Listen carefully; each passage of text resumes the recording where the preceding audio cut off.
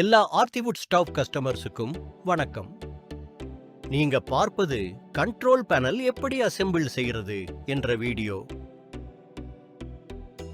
முதலில் கண்ட்ரோல் பேனலை பிரித்து கொள்ளவும். பிறகு வெளியில் இருக்கும் 4 ஸ்க்ரூக்களை கழட்டவும். கண்ட்ரோல் பேனல் உள்ளே இருக்கும் இந்த ரெட் மற்றும் பிளாக் வயர்களில் ஸ்லீவ் நீக்கி இதில் இருக்கும் ஸ்க்ரூக்களை கழட்டி இந்த வயர்களை இணைக்கவும்.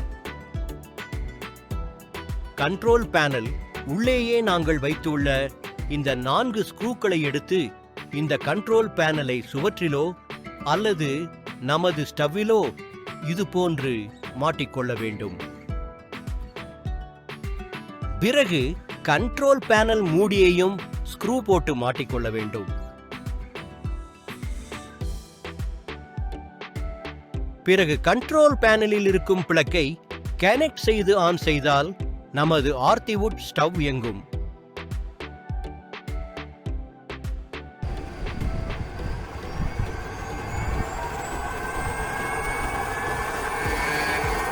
இந்த வீடியோவை பார்த்ததுக்கு நன்றி.